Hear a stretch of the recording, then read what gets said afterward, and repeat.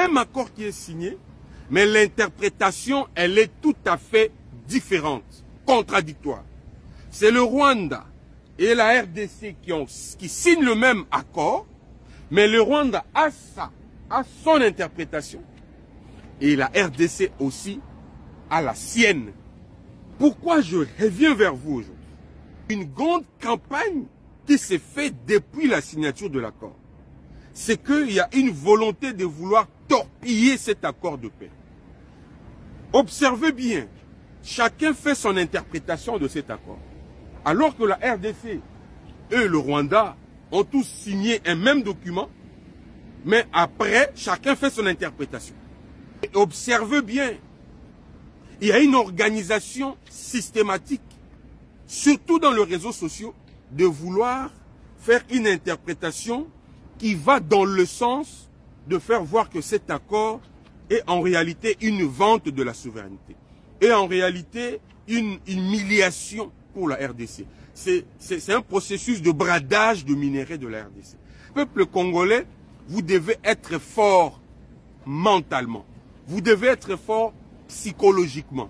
Sinon, il y en a qui vont se laisser séduire par cette campagne qui vise à torpiller l'accord de paix qui a été signé à Washington.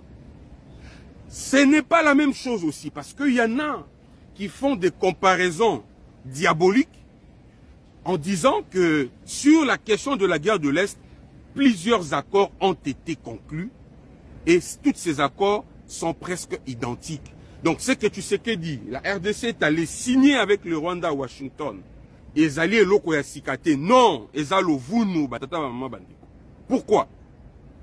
Tous les accords, retenez-la et notez-le, tous les accords que la RDC a conclus avec les groupes armés, avec les rebelles, dans le cadre, il y a guerre de l'Est pour mettre fin à la guerre, sont totalement, fondamentalement, formellement, profondément différents par rapport à l'accord qui a été signé à Washington le 27 juin. Je vous le demande. Et Sengeli Boye Baba, accord nyos auto signé avant l'accord il y a 27 juin. Ce sont les accords qui ont été signés avec le même personne. Ça veut dire que, na ignorance totale du peuple congolais, toke ko signé l'accord, na ba délégué ya Mboka, na bato baza lokola ba délégué à Banguna, en réalité bango nyonso bazalaki na bango ensemble. Et même tous ceux qui faisaient la médiation, na cadre ya ba signature ya ba accord nyonso Mboka e signé pour la guerre ya Est, bazalaki liboke moko. Mais se partageait kaka ba rôle.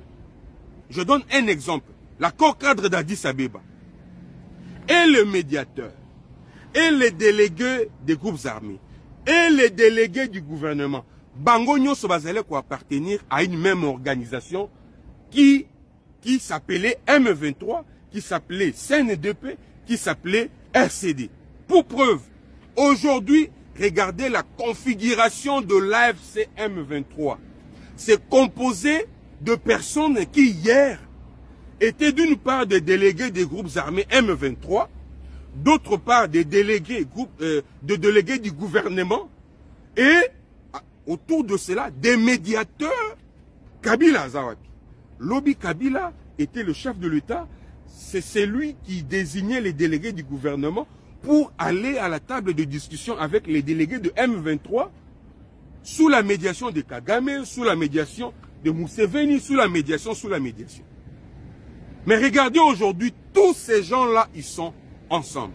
Cela veut dire que l'accord nyos ezalaki signé pour mettre fin à la guerre ya Est, en réalité, ezalaki farce. Ezalaki le kuta. Parce que ezalaki entre les gens appartenant à une même organisation. Mais c'est pour la première fois, depuis que la guerre de l'Est a commencé, ça va faire 30 ans aujourd'hui, que nous avons autour de la table de négociation les auteurs, le parrain, l'initiateur, les grands financiers, des groupes armés qui sèment la terreur dans la partie de l'Est du Congo, représentés par le Rwanda, et d'autre part, les vrais délégués de la RDC, et autour d'eux, entre eux, la bonne médiation des États-Unis. Et cet accord est totalement, fondamentalement, profondément, formellement différent de tous les accords conclus avant. Et c'est une nuance importante aux Congolais. Et Sengeli Atsana Mutuna et Lelo. Nous avons tous la responsabilité de soutenir cet accord, de travailler dans le sens de permettre la bonne exécution de cet accord. Pomoto Atombola Sosomandoki, après la signature de cet accord, il va réfléchir 2 fois. Soki baza mibali va continuer. Soki bango baza mibali et que accord oyo ezali ko représenter eloko moko te comme bazali koloba va continuer. Va continuer guerre. Il y a aussi l'autre face importante. Oyo esengeli to comprendre depuis que nous avons signé cet accord de paix, c'est que nous devons maintenant changer les narratifs. Changer les narratifs vis-à-vis du Rwanda. Nous devons revoir notre vocabulaire vis-à-vis du Rwanda. Je ne suis pas en train de dire aux Congolais que nous ne devons plus considérer Kigali comme un ennemi, mais je suis en train de dire que nous devons reconsidérer notre position, notre discours vis-à-vis du Rwanda. Parce qu'en réalité, nous avons l'obligation de faire la paix avec le Rwanda. Parce que tu peux changer physionomie, la frontière et l'Afrique, tu peux changer. Le Rwanda restera toujours le voisin du Congo. Ça va être comme ça, mais si nous avons la possibilité de créer un climat de paix entre les 2 États, je pense que nous devons tous, et le Rwanda, et Kinshasa, saisir la balle au bon pour avancer. Les minéraux sont abyssaux. Les ressources naturelles sont abyssaux. Mais pour exploiter ces minéraux, pour commercialiser ces minéraux, nous avons aussi besoin des autres. Il ne faudrait pas que nous puissions avoir de positions figées parce qu'on veut nous faire croire que le Rwanda est ennemi. Le Rwanda ne restera pas ennemi éternel du Congo. Comme aujourd'hui, c'est une question de leadership au Rwanda. C'est le leadership actuel rwandais qui pose problème, qui crée des situations désastreuses dans la sous-région. Le leadership peut changer et vous allez voir que le Rwanda ne peut ou ne restera pas toujours un État ennemi à la RDC. Mais avec la signature de cet accord, nous devons requalifier notre narratif sur la question du Rwanda pour que nous ne puissions pas donner raison à ces gens. Parce que ces gens, tout ce qu'ils ont, c'est de désorienter, c'est de, comment dire, de mal interpréter tout ce que nous tenons comme propos, comme discours sur le Rwanda.